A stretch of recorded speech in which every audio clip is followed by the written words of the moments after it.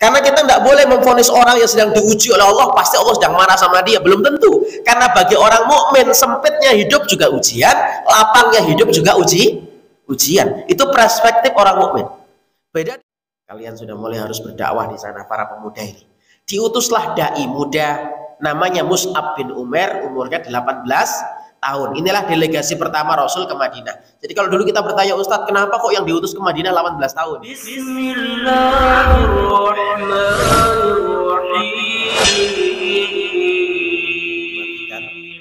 Semoga selalu terbangun kesadaran pada diri kita untuk selalu memperbaiki bekal, untuk selalu semangat di dalam mengumpulkan amal yang akan kelak ditimbang oleh Allah, untuk selalu mengejar yang bernama hidayah dan rahmatnya Allah. Karena sesungguhnya amal dan hidayah senantiasa berkait, begitupun juga dengan rahmatnya Allah Subhanahu wa ta'ala. Ayat ataupun hadis yang terkait penjelasan bahwasanya masuknya seorang hamba ke dalam surga karena amal, begitupun juga karena rahmat Allah, tidak saling bertentangan antara satu dengan yang lain. Sesungguhnya tidaklah kita hari ini bisa beramal soleh termasuk melangkahkan kaki ke masjid ini kecuali melainkan adalah karena Allah mencurahkan rahmatnya kepada kita. Sehingga dengan rahmat itulah kita beramal. Rahmat Allah pula jamaah sekalian yang menjadikan pintu surga terbuka meski dengan amal manusia yang sangat terbatas. Kalau bukan rahmat Allah, tak cukup jamaah sekalian apa yang kita kerjakan hari ini untuk bisa membuka pintu surganya Allah Subhanahu wa ta'ala. Maka minta selalu kepada Allah, tidak hanya sekedar agar kita kuat beramal, tapi agar senantiasa Allah Subhanahu wa ta'ala merahmati kita. Jamaah yang Allah muliakan, rahimani rahimakumullah, pada pagi yang barokah ini tentunya kita setelah bersolawat Allahumma sholli ala Muhammad wa ala ali Muhammad, kita akan melanjutkan tadabbur kita. Saya pagi hari ini akan mengawali dengan surah Ar-Rum, surah yang ke-30 ayat 54, tentang 3 fase yang tidak bisa kita tawar, pasti akan dilewati oleh kita semua. Saya angkat tema ini salah satu sebab juga terkait masalah bab keluarga, yaitu khususnya para pemuda yang disimbolkan lewat ayat 54 surah Ar-Rum ini sebagai kekuatan di antara 2 kelemahan. Saya bacakan ayatnya. A'udzubillahi minasyaitonirrajim. Allahul ladzi khalaqakum min dha'fin. Dialah Allah Subhanahu wa ta'ala yang telah menciptakan kita semua diawali dari fase lemah. Masa anak-anak ini yang dimaksud, ketika kita tak mampu untuk makan sendiri, harus disuapin, pakai baju sendiri, harus dipakein, mandi sendiri, harus dimandikan. Semua kita melewati fase itu. Tsumma ja'ala min ba'di dha'fin quwwah. Kemudian setelah fase lemah yang kita lewati, Allah menyebutkan kita akan masuk fase kekuatan. Dan inilah fase pemuda. Tsumma ja'ala min ba'di dha'fin quwwah wa syaibah. Kemudian setelah fase kekuatan itu, satu persatu kekuatan kita dicabut oleh Allah Subhanahu wa ta'ala, kembali masuk fase lemah lagi, ditambahkan dengan tandanya syaibah, yaitu uban. Satu persatu rambut kita menyala dengan uban. Yahluku ma yasha. Yang demikian itu Allah Subhanahu wa ta'ala maha berkehendak menciptakan, tak bisa kita menolak. Maksudnya siapa yang menghendaki tua, semua menginginkan hari ini kalau bisa kuat sebagaimana pemuda. Istilah pemuda jamaah sekalian, ikhtilaf para ulama dalam membahas terkait masalah berapa sebenarnya umurnya. Ya, yang paling masyhur adalah usia mulai dari fase baliknya manusia, yaitu ada yang kalau hari ini rentan usia 10, 12 dan sebagainya, tentunya berbeda-beda, sampai batas usia angka 40. Artinya kalau masih belum 40 masih bilang pemuda, Pak, ya. Di atas 40 lain lagi fasenya. Satu persatu sudah mulai dicabut kekuatan oleh Allah Subhanahu wa ta'ala. Dan ini adalah usia warning. Kenapa sering dibahas doa dalam surat Al-Ahqaf, surat 46 ayat 15. Rabbi auzi'ni an ashkura nikmatakal lati an'amta alayya. Fase-fase di mana kita diingatkan untuk selalu bersyukur, fase di mana kita banyak merenung muhasabah, fase di mana kita introspeksi. Jangan sampai ada kebiasaan buruk yang masih berlanjut sementara kita sudah masuk angka 40. Dan batas akhirnya adalah angka usia 60. Nabi SAW mengatakan, jamaah bisa melihat redaksi hadis ini dari sahabat Abu Hurairah radhiyallahu anhu. Kalau versi terjemah kitab Riyadhus Shalihin yang biasanya di Indonesia terbitan Pustaka Ibnu Katsir, baik yang warna hijau ya atau yang warnanya merah marun yang sering terlihat di Indonesia ini, ambil jilid yang kedua, buka bab pertama. Nanti di situ ada bab motivasi beramal di usia tua. Ada satu hadis Nabi yang menyebutkan tentang batasan usia. Ketika kita tidak berubah-ubah juga sampai batas akhir itu, susah jamaah sekalian untuk berubah kepada kebaikan. Meski semua atas kehendak Allah, meski semua adalah kaitannya hidayah dari Allah. Banyak dulu juga tidak sedikit para sahabat Nabi masuk Islam di atas usia itu, ya. Tetapi ala kulli hal Nabi seakan mengingatkan kita, ini warning besar. Apa kata beliau? A'dzarallahu li imri'in. Allah itu masih memberikan uzur, dispensasi, ya, kepada imri'in, kepada seseorang, ila sittina sanah, sampai umurnya 60 tahun. Jadi kalau sudah 60 tahun tak ada uzur. Jadi keburukan yang terus digandrunginya sampai batas usia itu, mulai 40 tidak introspeksi, sampai ternyata berlanjut 60 ya belum sadar, berat Pak untuk kita kembali ke jalan. Kecuali tadi saya katakan, kecuali atas izin Allah. Ya, hati manusia itu tertutup, nggak bisa terbuka kecuali atas izin Allah. Kalau Allah berkehendak, nggak ada yang kuasa jamaah sekalian untuk bisa menolak hidayah. Begitupun sebaliknya, kalau Allah berkuasa, tak ada yang mampu untuk bisa memberikan hidayah hatta orang yang dicintai, hatta mungkin statusnya adalah keluarga Nabi. Nah, jamaah yang Allah muliakan, kita kembali ya. Jadi fase pemuda, kemudian setelah itu adalah fase lemah, di mana nanti puncaknya ya kita akan disuapi kembali, kita akan diceboki kembali, kita akan dimandikan kembali, dan manusia tidak bisa menolak namanya tua. Hari ini jamaah sekalian, kita akan mentadabbur ayat ini dari sisi kepemudaan atau dari sisi amanah yang ada pada kita semua, yaitu generasi, amanah generasi. Quran menyebut dan memotret pemuda itu dengan kuwah, kekuatan. Dan kenapa ini kita angkat? Salah satunya jangan sampai kesadaran itu hilang pada diri kita sebagai orang tua atau para ayah atau siapapun pemimpin yang punya otoritas, punya kuasa. Karena sesungguhnya ketika kesadaran itu tidak ada bahwa saya pemuda itu adalah kekuatan, maka sesungguhnya yang sudah sadar ya bahwa saya pemuda itu kekuatan adalah musuh-musuh kita. Walang tardha ankal yahudu walan nasara hatta tattabi'a millatahum. Ayat yang sangat masyhur jamaah sekalian di surah Al-Baqarah ini seakan mengingatkan kita ada dua kelompok besar yang kita dalam surah Al-Fatihah selalu serius berlindung. Ghairil maghdubi alaihim ay al-yahud waladhdallin ay an-nasara. Dua kelompok besar yang selembut apapun terlihat, seramah apapun nampaknya, senantiasa punya makar dan kebencian kepada Islam. Itu yang mengatakan Allah, Pak. Ya, yang mengatakan Allah. Lan itu beda sama lah. Lan itu ndak bakalan. Jadi lam sama nun. Ya. Walang tardo. Jadi sampai kapanpun nggak pernah ridho, nggak bisa ridho. Meskipun senyum depan kita, meskipun senyum depan kita, tidak akan pernah ridho. Sampai kapan mereka ridho? Hatta tattabi'a millatahum. Ini kita sadar dulu tentang masalah musuh dulu, baru kembali kepada pemuda. Sampai kita semuanya ittiba, ngikut kepada millah mereka. Menarik ayat ini jamaah sekalian. Kalimat ayat ini tidak berbunyi kalian sampai ikut agama mereka.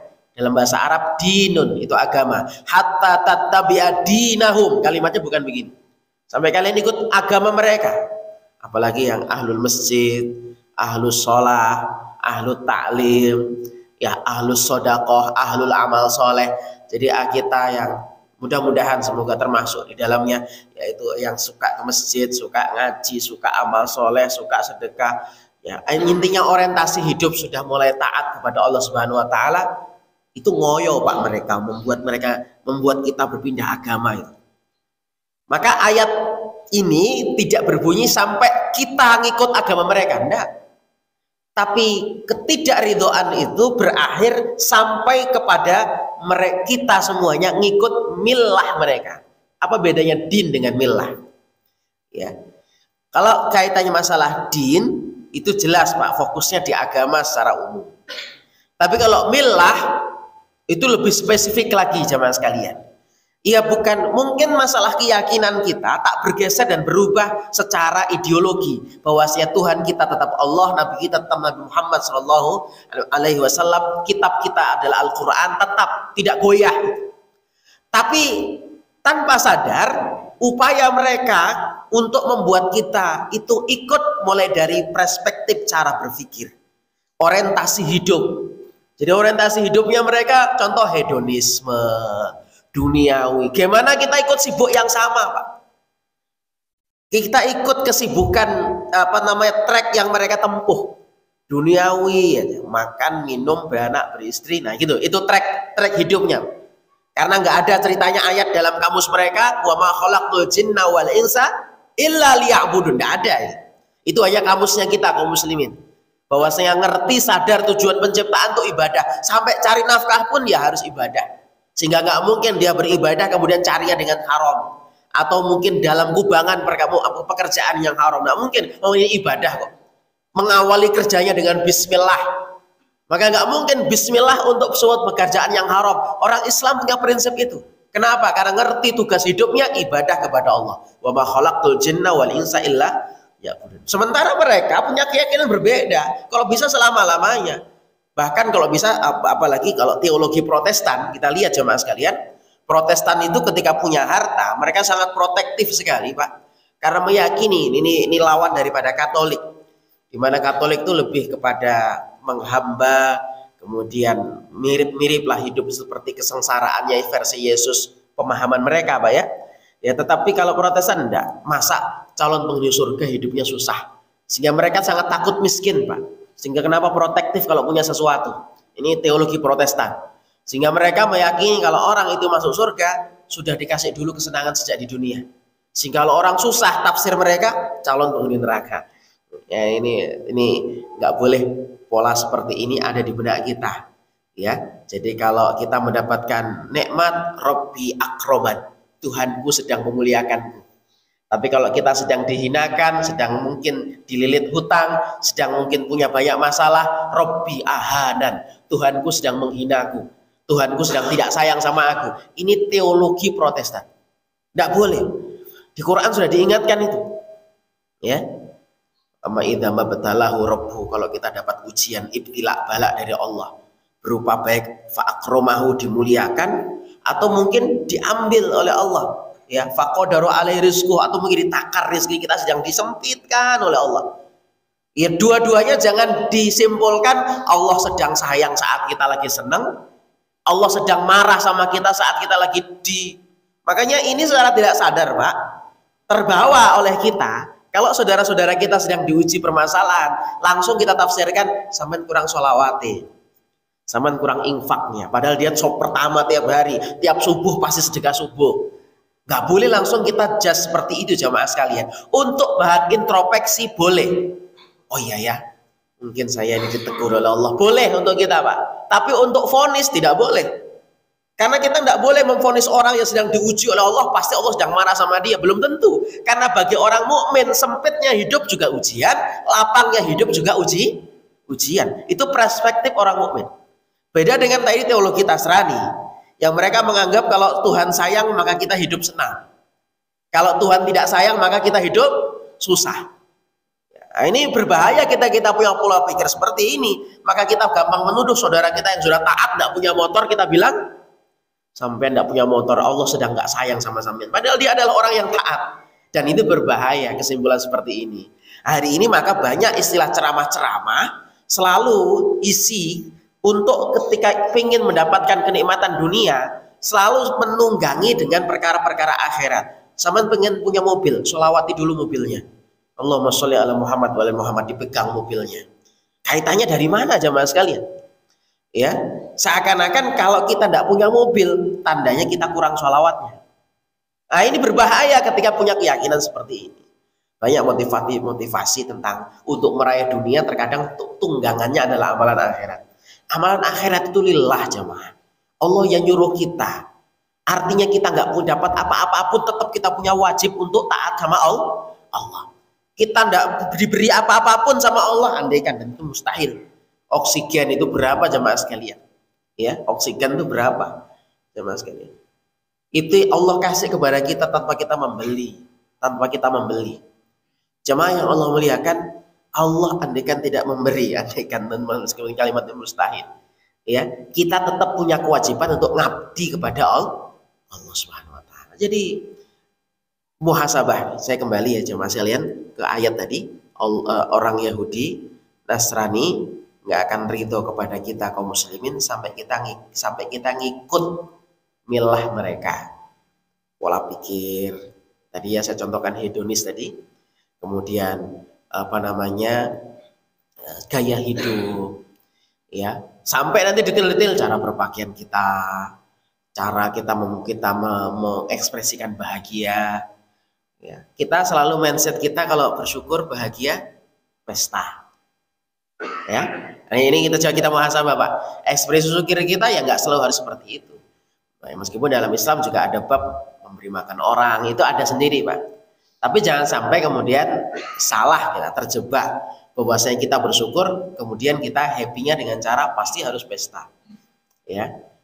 Dan kalau kita rinci, andaikan cara pestanya salah, ngasih makan orang dengan cara yang salah, acara yang pun bermasalah, bukankah sebenarnya kita ngikuti pola mereka?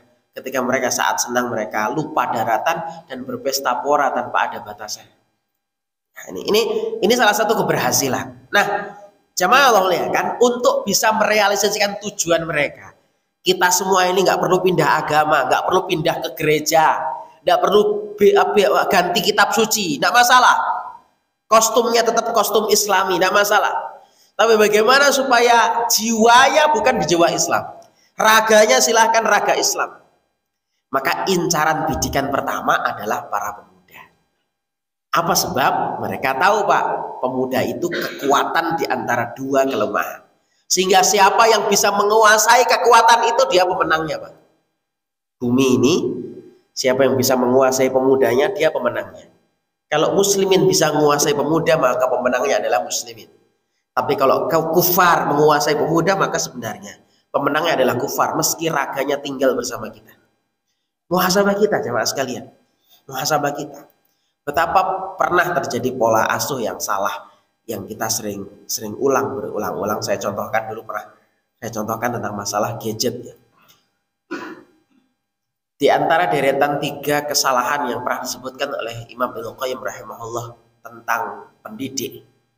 Satu adalah ihmalihi, kita meremehkan dalam pengasuhan dengan alasan ini tugasnya perempuan. Yang kedua, watarku ta'dibihi, kita tidak fokus mengajarkan mereka tentang adab, pokoknya kasih ilmu aja, adab belakangan. Itu sebuah kesalahan. Yang ketiga adalah wa i'anatuhu ala syahwati, kita senantiasa full support terhadap kebutuhan syahwatnya. Nah, termasuk kebutuhan syahwat ya gadget itu Pak, itu syahwat. Bukan tidak boleh, saya tidak termasuk yang ikut ekstrim melarang seperti TV, melarang internet, melarang HP, tidak. Kenapa? Karena banyak sekali kasus justru bermasalah, anak-anak yang ekstrim diperlakukan, malah mereka mengenal alat-alat itu dari orang yang salah. Mereka tahu HP, tahu dari orang yang gamers. Jadi apa definisi HP? Game, sama dengan game. Ya karena kita nggak pernah mengenalkan HP itu apa. HP itu alat komunikasi. Nah, contoh, HP itu sumber ilmu untuk membantu kita, bukan satu-satunya ilmu, tapi sumber ilmu, salah satu sumber ilmu. Ya, Mama pengen mau masak buras kurang dari 6 jam, ada di sini teman teorinya. Nah, nih. Jadi taunya HP itu ya ilmu. Oh, untuk cari itu ya, Mbak. Tapi kalau dikenalkan, nggak kita kenalkan total, kenal dari orang yang salah, dan ternyata makainya hanya untuk nonton yang nggak benar, kemudian hanya untuk main game, maka kesimpulannya HP itu apa nak? Game. Berbahaya Pak. Kita nggak kenalkan TV, maka TV itu kesimpulannya tergantung dia kenalnya dari siapa. Kenal kepada ahlu gosip, maka sama dengan TV itu apa? Gosip. Begitu Pak kesimpulannya. Kalau kita ketemukan dengan pemain bola, TV itu apa? Bola. Gak ada yang lain. Jadi tergantung kenalnya dengan siapa. Maka tidak perlu juga ekstrim total, tetap kita kenalkan, karena itu tidak bisa kita pungkiri. Karena banyak saya temui saudara-saudara kami yang dulu ekstrim, pas liburan malah malu Pak, duduk di rumah orang nggak mau pulang karena di rumah dilarang. Ya, akhirnya nggak enak juga sama tuan rumah gitu. Gimana nyuruh anaknya pulang ya? Di situ dibolehkan nonton. Ya, akhirnya karena nggak pernah sama sekali, dikekang total. Ya. Itu juga, jadi syahwat itu seperti makan Pak, bukan dilarang makan sama sekali, bahaya, nanti bisa apapun dimakan Pak. Kalau orang lagi kelaparan nafsu tuh, kalau kelaparan Pak ya di hadapannya diambil, ya apa saja disikat, dan itu berbahaya kalau yang dikonsumsi bermasalah. Tetap dikasih makan, tetapi tidak boleh berlebihan. Jadi nggak boleh kita i'anah ala syahwati, selalu mensupport full sehingga berada mereka dalam zona nyaman tanpa kita sadari. Ada satu kasus pernah kejadian Pak. Ini jadi akhirnya orang tua ini menyekolahkan anak ke pondok boarding, ya pondok, dan itu pondoknya punya sistem libur setahun hanya 2 kali, libur Ramadan, Idul Fitri, dan libur kenaikan kelas. Jadi selama 6 bulan lah, 6 bulan di pondok libur, 6 bulan di pondok libur. Sebelum pondok jamaah sekalian, ini pelajaran untuk kita yang belum tersambar. Apapun permasalahan, sodori HP untuk hiburan. Jadi supaya karena kita nggak repot untuk menghibur, nggak repot untuk nyelimur, ya akhirnya ya cara memuaskan syahwatnya ya udah, biar kita nggak repot. Dan ini terjadi jamaah sekalian. Jadi nyekolahkan anak, kerinduan sudah memuncah dari orang tua, pengen ketemu anaknya, dijemputlah anaknya. Dijemput anaknya. Sudah persiapan, bahkan bawa makanan untuk bekal, nanti sebelum pulang kita makan dulu bersama dan sebagainya. Jemaah yang Allah muliakan, kalimat yang waktu itu diceritakan oleh seorang ibu ini kepada kami adalah, jadi anak ini pertama kali ya cuma salam biasa, salam ya nggak terlalu kangen gitu ya. Yang kedua kalimat pertama, mana HP? Artinya mamanya lagi kangen nih Bu, jamaah sekalian. Pertanyaan bukan, aduh mama, enggak, tapi pertama kali yang lebih dikangeni apa Pak? HP. 6 bulan katanya nggak lihat pegang HP. Ketika ditanya, nak kenapa sih nak, ini kan mama lama tidak ketemu. Ya kan mama dulu kayak gitu, aku kayak gini mama kasih HP. Ya salah siapa katanya. Ya inilah muhasabah. Ini bukan satu kasus Pak, banyak seperti itu. Jadi akhirnya nanti mereka tahu cara memuaskan dirinya, cara ketika mereka ingin berhibur ya nggak ada yang lain, bukan ke orang tua. Orang tua tidak asik untuk diajak ngobrol dan sebagainya. Ayah ada HP. Ini muhasabah saya dan kita bersama jemaah sekalian. Saya kembalikan. Jadi kekuatan itu, kalau yang peduli sadar adalah kaum muslimin, maka kaum muslimin menang. Karena dengan kekuatan itu kemudian dimiliki oleh muslimin, maka ditandai dengan kegelisahan para pemudanya apa? Kegelisahan kalau kita masih mendengar kegelisahan anak muda kita seputar habis kuota, bensin habis, diputus pacar. Sebenarnya masih jauh Pak kemenangan Islam ini. Kegelisahannya belum seperti Muhammad Al-Fatih. Ya, gimana caranya benteng Konstantinopel ini bisa kita rebut? Kegelisahan anak muda itu. Yang Aus dan Khazraj bertempur 120 tahun lebih jamaah sekalian. Gelisah mereka, lihat orang tua ini kelahi terus. Para pemuda pergi ke Mekah, umroh, ingin bertemu Nabi Muhammad SAW. Jumlahnya cuma berapa orang pada waktu itu? Ada yang menunjukkan 12. Maka mereka kemudian didatangi tenda-tendanya oleh Nabi. Nabi saat itu kemudian beralih fokus kepada dakwah pemuda. Pertama kali beliau fokus dakwah kepada orang tua, sampai terakhir ditegur dengan surat Abasa wa Tawalla. Nabi fokus kepada para tokoh, ya, yang harapannya bagus Pak. Kalau tokoh ini masuk Islam, potensi perjuangan Islam lebih mudah. sisi harta, support tenaga, follower mungkin bisa jadi bertambah. Tapi Nabi ditegur oleh Allah, abasa wa tawalla anja'ahul a'ma. Hai Muhammad, kenapa engkau bermuka masam ketika ada orang yang serius bertanya agama? Dia orang buta. Jadi orang buta itu menunjukkan status sosial yang di bawah. Fokus Nabi akhirnya berubah. Kemudian banyak turun seperti surat Al-Kahfi. Nahnu naqussu 'alaika naba'ahum bil haqq. Kami menceritakan kepadamu wahai Muhammad tentang sebuah hal yang sangat benar. Innahum fityatun amanu bi rabbihim wa zidnahum huda. Ada sekelompok fata pemuda.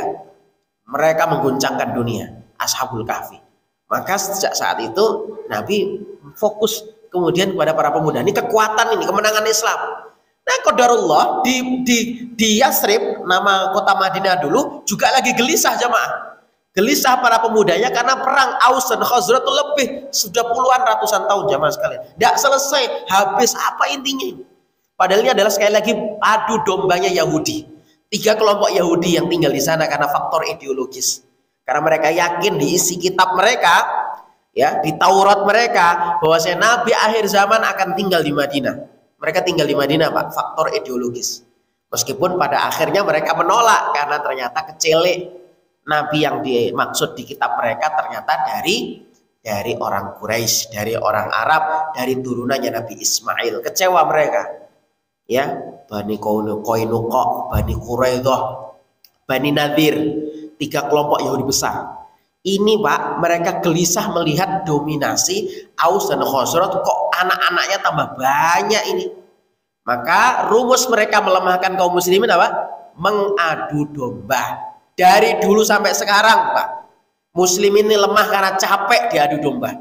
Kita ini sudah capek Pak diadu domba itu. Makanya jangan mudah terprovokasi dengan berita. Hari ini Pak, kalau kita berselancar di media sosial, isi-isinya itu yang satu mau sana ekstrim, ke sana satunya menjelekkan ke sana, kelahi sendiri, nggak selesai. Ya, akhirnya yang harus menjadi fokus terbengkalai semuanya, sibuk tiap hari debat hanya masalah sesuatu yang nggak penting. Apalagi mungkin mulai dari perkara-perkara yang umum sampai perkara agama sekalipun, tetapi hanya sebatas masalah fikih. Dari dulu sampai sekarang masalah kunut dibahas nggak beres-beres. Jamaah sekalian Allah muliakan, kalau jamaah membahas tafsir surat Al-Hasr, tafsir surat Al-Hasr itu salah satu sebutan namanya adalah surat An-Nadhir. Kenapa? Karena surat itu membahas tentang Yahudi. Surat Al-Hasr termasuk surat yang paling sering dibaca oleh imam-imam Palestina. Entah kalau ke Indonesia atau kalau jamaah sempat dapat rezeki ke Palestina, ke Al-Aqsa, imam-imam rata-rata paling sering membaca surat Al-Hasr. Di sana adalah surat tentang pengusiran Yahudi Bani Nadir, lari terbirit-birit, dan Allah juga menceritakan di sana dominasi orang munafik. Kenapa kok ada program Yahudi bisa mampir ke sebuah negara yang muslimnya mayoritas? Surat Al-Hasr menjawab, tanda bahwasanya negeri itu banyak orang munafiknya. Saya ulangi Pak, jadi kalau ada kaum muslimin jumlahnya banyak, tapi program Yahudi lancar jaya, aman sentosa, maka surat Al-Hasr memberikan penjelasan. Di sana ada dominasi orang munafik yang cinta dunia, yang mempersilahkan masuk orang Yahudi melancarkan programnya di negeri itu. Itu surat Al-Hasr memberikan jawaban. Nah, orang munafik itu nempel Pak ke orang Yahudi. Di surat Al-Hasr itu, kalau kamu diusir Muhammad, aku akan keluar bersama kamu. Kalau kamu diperangi Muhammad, aku akan maju menghadapi Muhammad. Itu kata orang munafik Pak.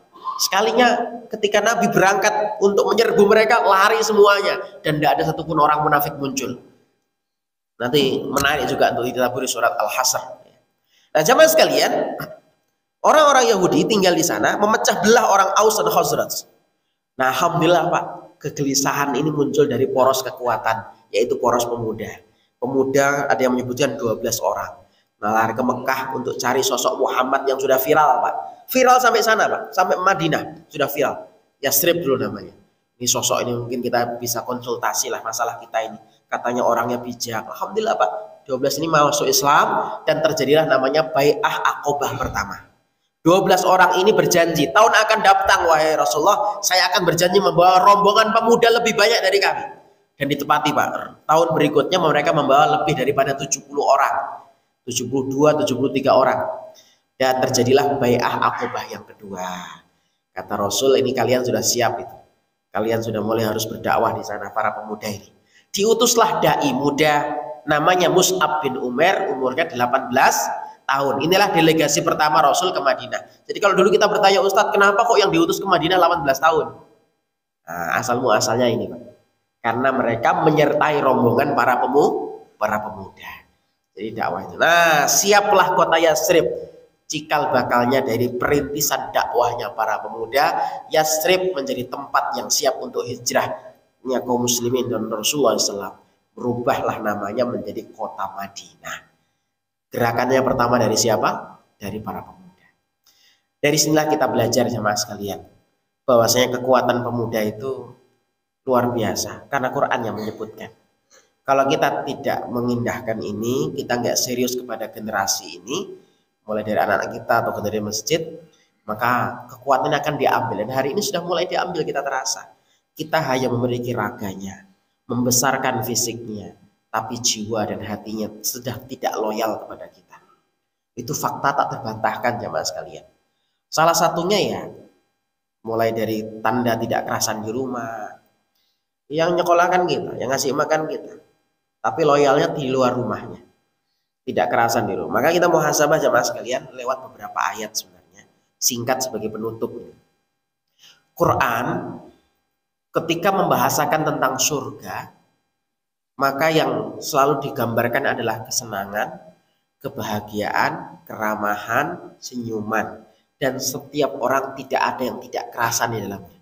Alhamdulillahilladzi adhaba annal hazan. Segala puji bagi Allah yang telah menghilangkan dari kami duka cita yang dulu pernah kami rasakan di dunia. Sekarang kami nggak merasakan lagi duka cita. Seneng pol kami tinggal di sini.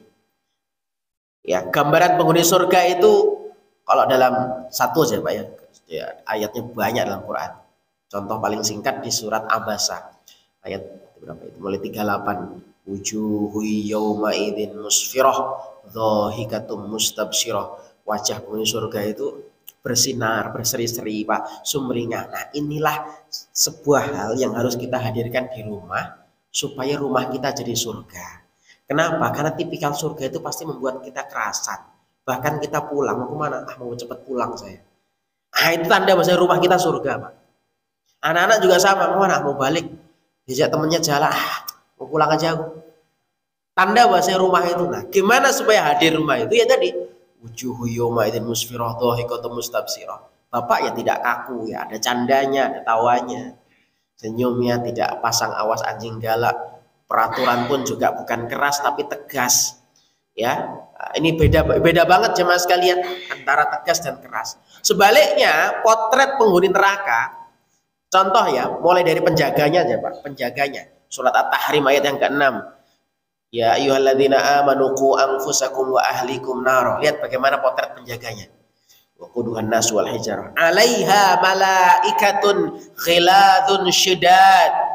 La ya'sunallaha ma amaruhum. Enggak ada kompromi pokoknya. Ya, disuruh Allah mukul, enggak akan selesai. Enggak ada kompromi. Keras.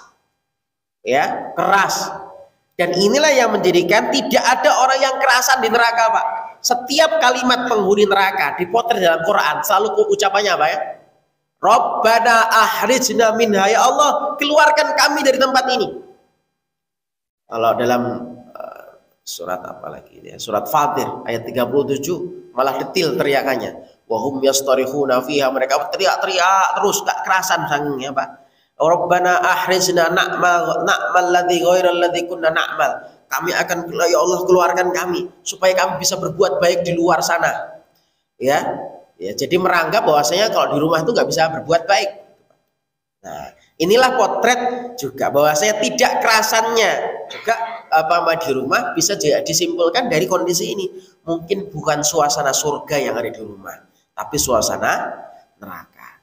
Allah juga berfirman dalam surah Ali Imran, surat yang ketiga, ayat 159. Kenapa Nabi dakwahnya diterima? Dulunya mungkin banyak ditolak. Salah satunya dengan kelembutan Nabi, bukan dengan cara kasarnya Nabi. Allah katakan, "Fabima rahmatim minallah lintalahum." Kalaulah bukan karena rahmat Allah sehingga engkau berlaku lembut kepada mereka, wahai Muhammad. Walau kunta faddan walidul qalbi. Kalau Anda berlaku kasar dan keras kepada mereka, lang faddu min haulik. Pasti mereka kabur darimu, gak kerasan. muhasabah untuk kita, maka supaya power kekuatan ini bukan kerasannya di luar, maka mulailah kita belajar untuk beramah-ramah. Dua tempat Pak yang harus harus ramah itu sehingga mereka tinggal di sana kerasan. Satu masjid, yang kedua rumah. Maka masalah besar ketika para pemuda di situ adalah kekuatan, tidak kerasan di masjid dan tidak kerasan di rumah. Pasti bermasalah. Ini PR besar kita bersama. Bagaimana kerasan di rumah? Kalau nggak kerasan di rumah, kayak sahabat Ali pernah konflik keluarga Pak. Keluarga, jangankan sahabat Ali, Rasulullah SAW. Sahabat Ali ini kisah sahabat Ali. Ya, maka beliau tidak kemana-mana, ke masjid dicari oleh Rasulullah SAW. Mana Ali? Nggak tahu, tolong cari. Saya mau bicara sama dia, saya mau kasih nasihat sama dia. Karena menantu beliau kan, ya, annahu raqada fil masjid. Kami mendapati sahabat Ali itu tidur di masjid.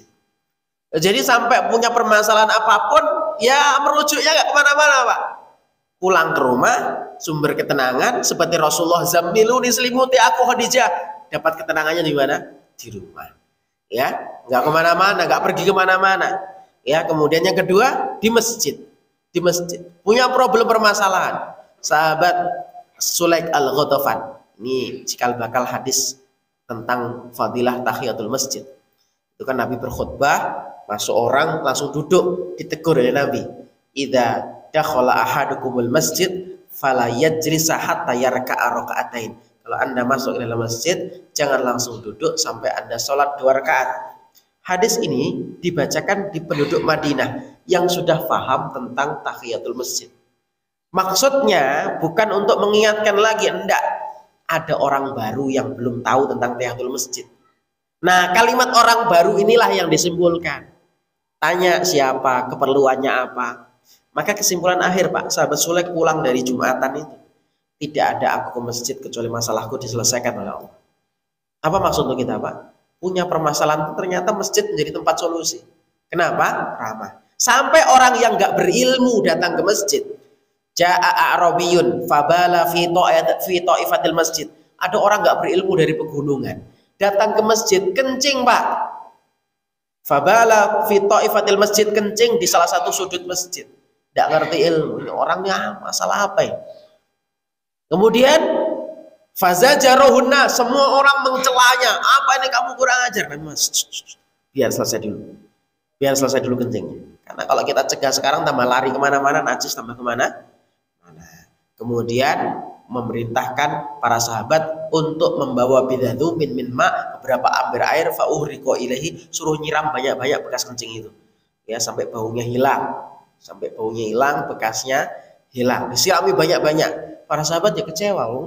Kita yang negur malah kita suruh nyiram. Orang tersebut kemudian dipanggil oleh Nabi di bawah sebuah pokok pohon, jauh daripada keramaian, ditanya apa hajatnya, kemana, kok nggak pernah lihat. Oh ternyata memang orang baru ke masjid. Orang baru ke masjid Pak. Suntuk punya permasalahan. Ada satu doa viral yang disebutkan dalam beberapa riwayat.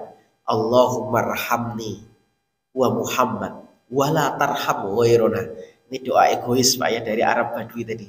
Ya Allah, rahmati aku dan Nabi Muhammad ini ya Allah, baik betul beliau. Dan jangan rahmati yang lain-lain tadi itu, yang marah-marah tadi itu ya. Ini hadisnya viral Pak, masyhur, menunjukkan bahwasanya ternyata tidak nyamannya kadang seseorang itu ya karena sikap kita yang kasar. Tapi kelembutan justru membuat orang itu nyaman, bahkan bisa menjadi sebab orang dapat hidayah jamaah. Ya, menjadi sebab orang dapat hidayah. Ini nasihat yang bisa saya bagi di pagi hari ini. Saya sekali lagi, kita bukan hanya mulai ya, kita belajar untuk mendengar para pemuda kita, ramah kepada mereka. Karena sesungguhnya mengikat hati mereka itu penting Pak. Sebelum musuh Allah yang mengikat hati mereka. Loyal mereka bukan kepada rumah Allah ini bermasalah besar. Padahal di dalamnya mereka adalah kekuatan. Ya, kekuatan itu dilemahkan. Kalau sudah pemudanya lemah, galau tiap hari, dan itu kita sudah lihat hari ini, maka pikiran mereka hanya sekedar syahwat, main kemana, liburan kemana, dan sebagainya. Ujungnya paling mentok cari uang caranya gimana. Ada yang mau cari instan sampai jual diri, sampai narkoba. Ada yang mungkin caranya ngoyo pun dengan cara-cara yang haram. Semua cari jalan yang haram. Banyak pemuda kita kasihan hari ini terjerat kepada perang haram.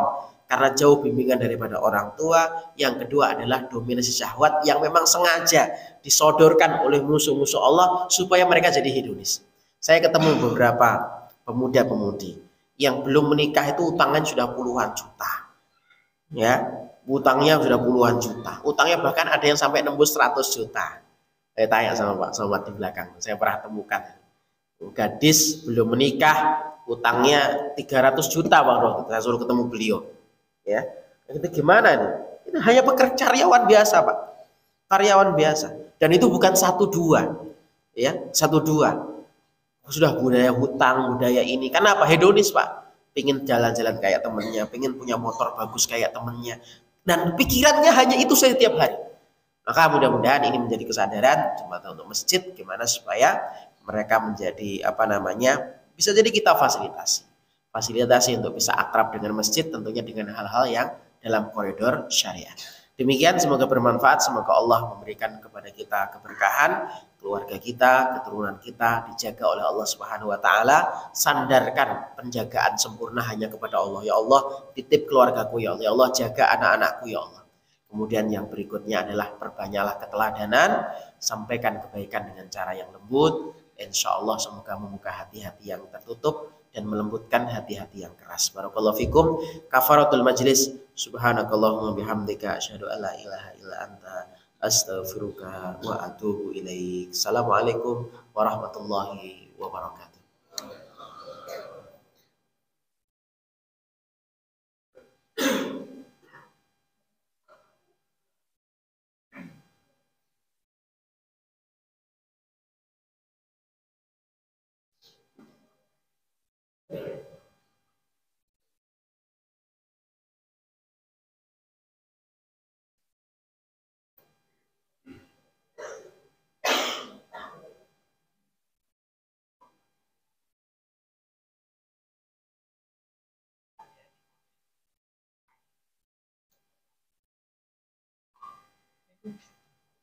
Salam.